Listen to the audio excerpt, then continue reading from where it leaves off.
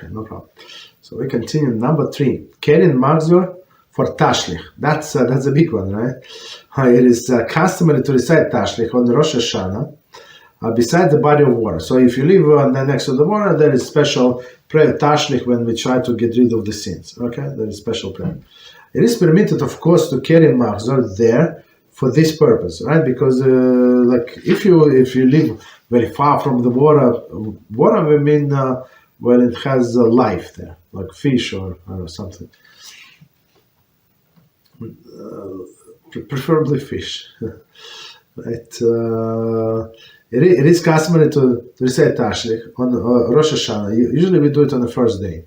I think this year, if I remember correctly, the first year was actually coinciding with Shabbos, so we did on second day Rosh Hashanah. Proper is on the first day, but if you live next to the water, if you live far from the water, of course you're going to drive there like after the holidays. Usually people do it before Yom Kippur, so you have all the days, or even after Yom Kippur. Some do.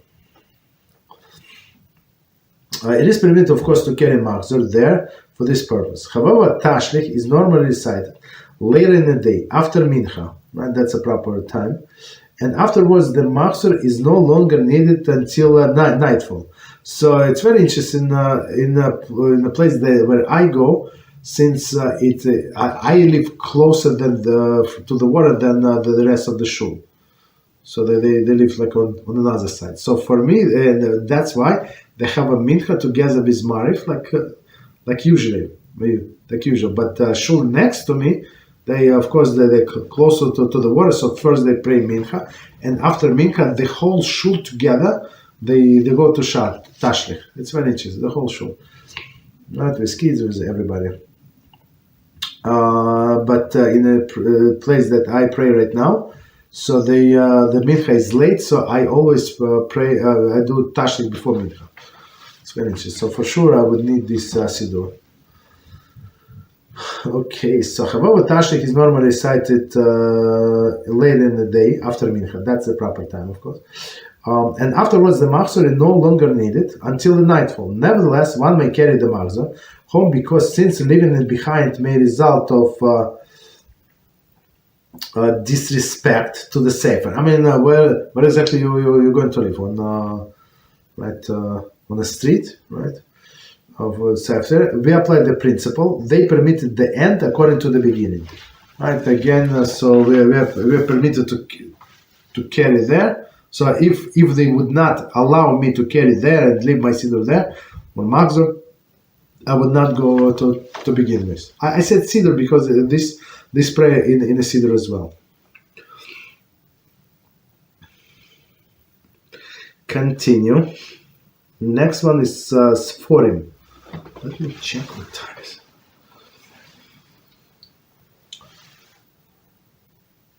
Wow, we over time, but I'd like to finish. Sorry. Okay, so Seforim. Seforim that were used outside the home may be carried back home. So they have like private house, maybe they learned on the backyard, right? Possible. Or front yard. Carry home if they will be used there.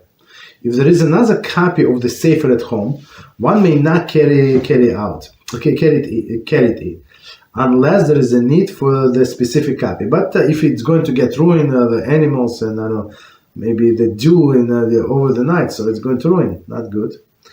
It is common for a guest to bring their own Haggadahs to the Pesach Seder. It is permissible to carry them back home only in the following situation. Yeah, as we said, that's a good example. They bring you Haggadahs, but are they allowed to take it back, right? Because for sure they would not need it next day. But, okay, so here's the exception. The Haggadah contains commentaries from which someone will be learning during the day following the Seder. Okay, so tomorrow was right, next one, second permission. The Haggadah is needed to recite Birchas Hamazon after the meal of that day. That's I think that's the most common. right? Because there is not enough Haggadahs or Sidurims available. Or I would say in the Sidurs. In the Sidur is not, or even you have a bencher, so it's not as convenient as Haggadah, because you have all the additions there. You don't have to think about it. Okay. So number 5. So if you're a guest and you brought your Haggadah, so you have to plan that you're going to bench the next day or read Kiddush from this Haggadah. Okay, or the Machzor. No, Haggadah. Continue. Baby carriages. Carrying a child or pushing the carriage is permitted on Yom Tov. So on Shabbos, not so much. I mean, there are exceptions, but different story. Because strolling with a child brings pleasure and consider a Yom Tov need, right? So now you can go and visit your friend, right? And the child can go to shul or something, or right, so visit somebody. Likewise, it is permitted to bring anything that the child may possibly require, such as pacifier, blanket, or diapers. Maybe you're going to need it, maybe not. It does not make any difference. If there is any a possible need, so you can take all of the things. So that's mitoch. So this is allowed, so the rest is also allowed. Any unused diapers may be carried home if there is a possibility that they will be used that day. For example, before the nightfall. Okay, so that's very good clause, right? If, however, one is returning home after the sunset, one is forbidden to carry any item that is not being used at that time, because such an item would be carried for the following day. Okay, so that's of course the problem, right? So try to go home before the sunset, right, and maybe use it. Or at least maybe not only use it, maybe if there is a possibility of need. This situation commonly arises when returning from Tashlich, meaning in the case when they do Tashlich after Mincha. That's proper. Okay, it is advisable to see it that one returns home before sunset. Okay, so we finished that chapter. Let me just tell you the next chapter is marinating and salting. Okay. Any questions on any topic? Go ahead.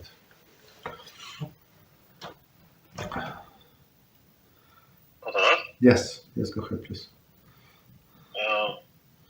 So may we carry back home the Machzor, I guess, in case the one that we have home is not in good shape. For example, the cover's kind of detached or something like that. We're allowed to. I mean, if you say that it's for honor of the Yom Tov and you put that Machzor aside, I have to fix it, I have to bury it and something, it would be allowed. So technically for you it's only one, this one, and that one is almost not existent. So if you want to create this possibility, yes, you can.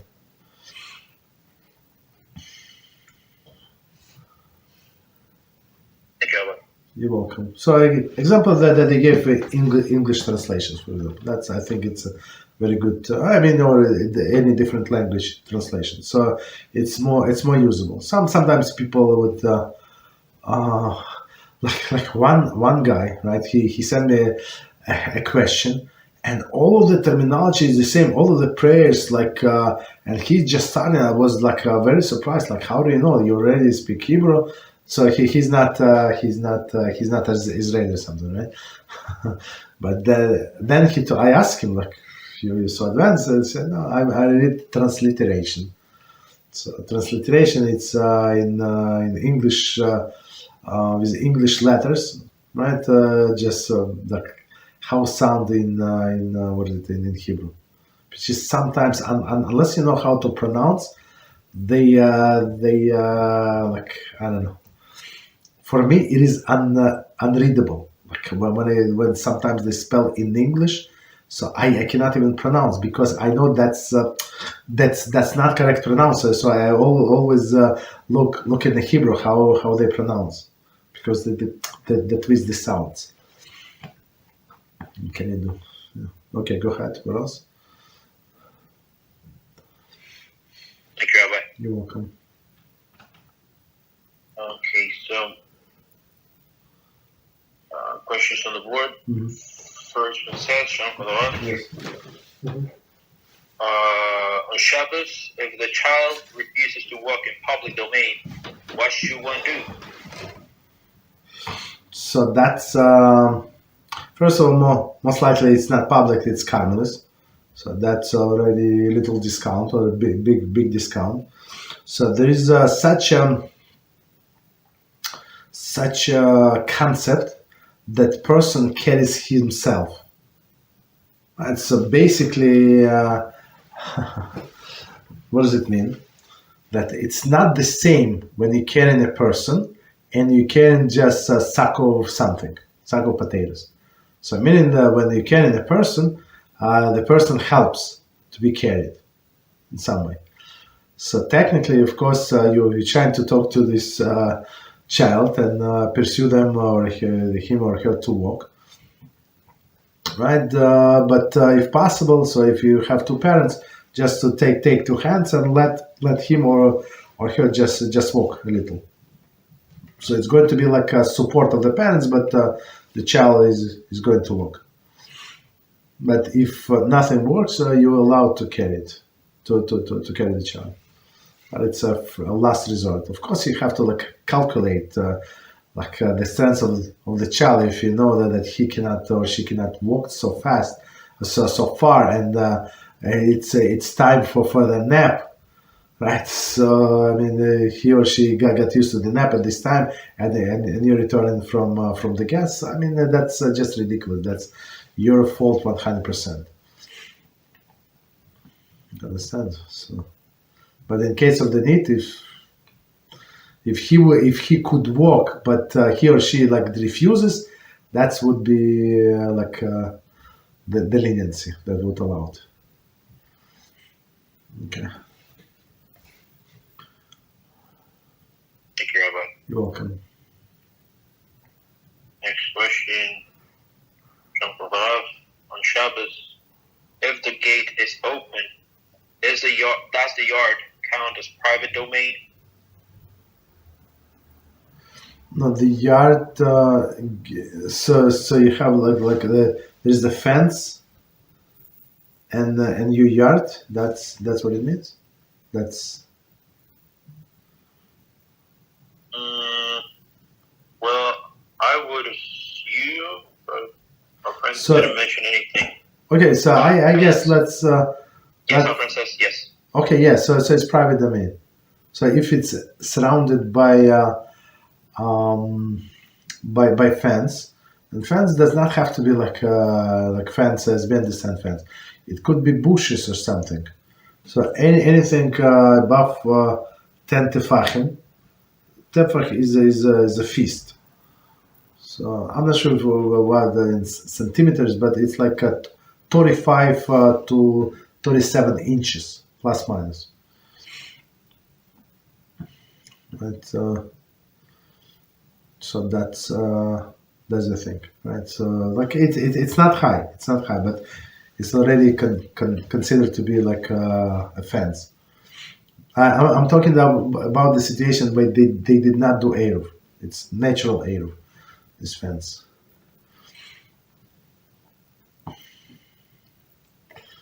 Okay, what else? Thank you, Rabbi. You're welcome. So, in regards to these, does there have to be a fence mandatorily? Meaning, if the yard makes part of the property, but there's no fence, the yard goes up until the curb starts. So No. Once he left the roof, so it could be roof, right, or the walls. If there is not roof in the wall, of course he paid a lot of money. It belongs to him on all of the legal document, but it's not. It's still carmeless. It's not private domain.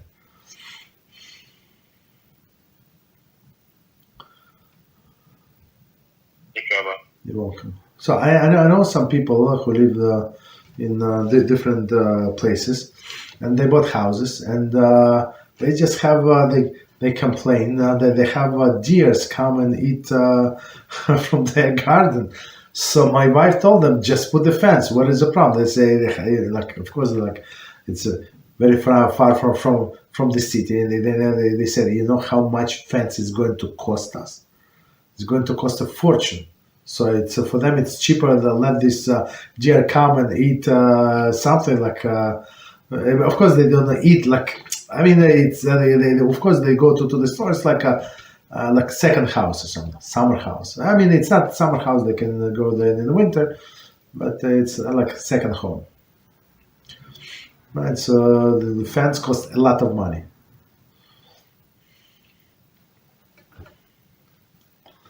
Okay. You're welcome. So up until the moment we put a fence over the yard that is part of the property, we would only be allowed to walk for a most within this place with an item. Or What? One second. You said with a fence, correct? no, without the fence. Yes, yeah. I mean, you cannot carry in and out. Walk you can. The only problem, okay, so let's go a step back.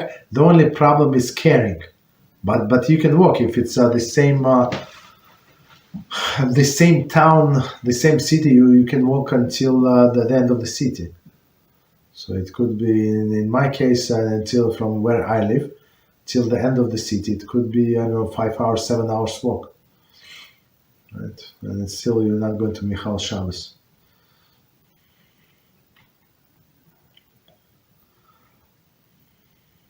Hey, Rabbi, yes, I'm into carrying something. Carrying would not be allowed, because if you carry from one domain to another, so what is forbidden? From one domain into another, or in a public or carmelist, this intermediate domain for Amos.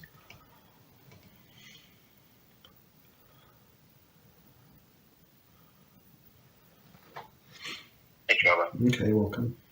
What else?